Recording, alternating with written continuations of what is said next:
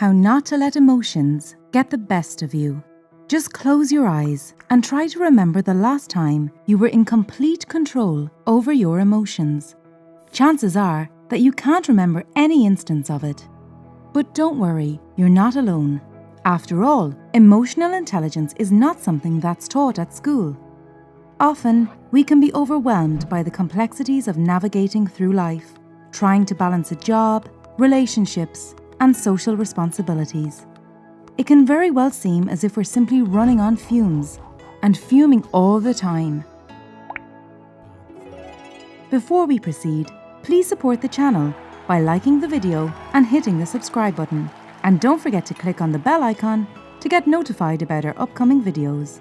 It's no secret that life is complicated, and there are multiple roles that we are expected to fulfill every day.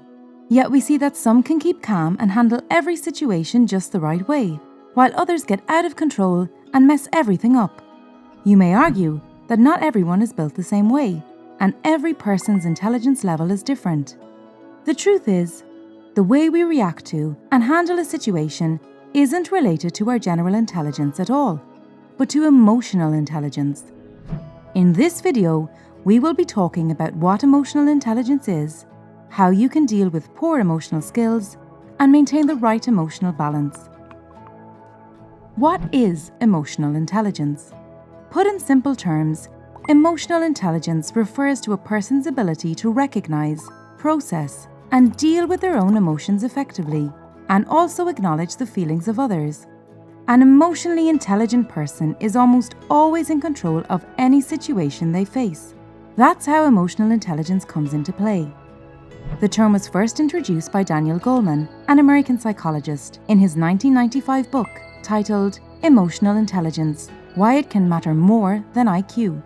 According to Goleman, emotionally intelligent people usually have the following 5 characteristics. They are self-aware, which means they recognize their emotions and don't let them get out of control. They can self-regulate, which means they can control their emotional responses and don't make rash or impulsive decisions. They are highly motivated and work with long-term success in mind. They can easily empathize with the people around them, recognize others' feelings, and are great at managing relationships. They have excellent social skills and are usually very easy to talk to. So, if you lack any or all of these skills, does that mean you're stuck with your fate? Of course not. There's a way to deal with poor emotional skills and become emotionally intelligent. How to be emotionally intelligent? Number 1, control your impulses. Easier said than done, right? Nevertheless, this is one of the essential tools for becoming emotionally intelligent. When you can recognize and control emotional impulses, you tend to think twice before making a hasty move. This helps in avoiding embarrassing situations and mistakes that you may regret later.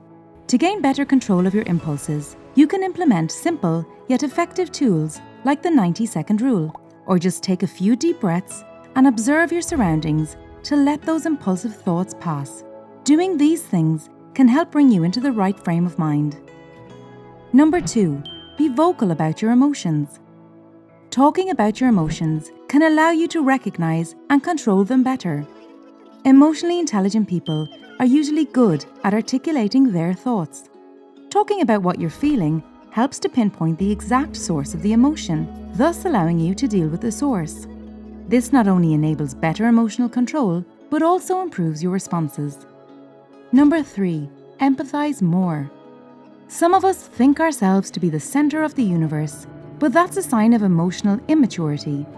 An emotionally intelligent person can acknowledge that other people's thoughts and feelings matter as much as theirs, and in some cases, perhaps even more. By picking up on verbal and non-verbal cues, the emotionally intelligent person can quickly gauge what the other person is thinking. Putting yourself in another's shoes is often the best way to handle an emotionally awkward situation. Number 4, observe negative thoughts. Being emotionally intelligent is not the same as being overly optimistic. We are all human, and negative thoughts are as much a reality as rain or sunshine. The truth is, trying to suppress negative emotions is yet another sign of an emotional block. Emotionally intelligent people never try to discard negative thoughts. Instead, they acknowledge, observe, and try to discern the cause of such thoughts. This allows them to control their mental state and respond to adverse situations better. Maintaining emotional balance. Adequate emotional intelligence is always associated with better emotional balance. While showing too much emotion can make you come across as a drama queen, showing too little might make you look like a sociopath. The best starting point is recognizing your emotions without any apprehensions or judgment. You don't want to feel overwhelmed or in denial. How about indulging in some healthy distractions, like playing with your pet, painting, or learning to play the piano? But despite doing all these things, there will be times when you're placed in situations that you simply can't control. And that's when you tend to become an emotional wreck. So, how can you deal with these events? Only by recognizing that you are not in control. Doesn't that sound scary? No doubt, you can influence situations and outcomes through your actions to a certain extent. But at the end of the day, the only thing you can truly control is yourself. This is why you must refrain from relying on external sources for emotional support. So, what's emotional intelligence according to you?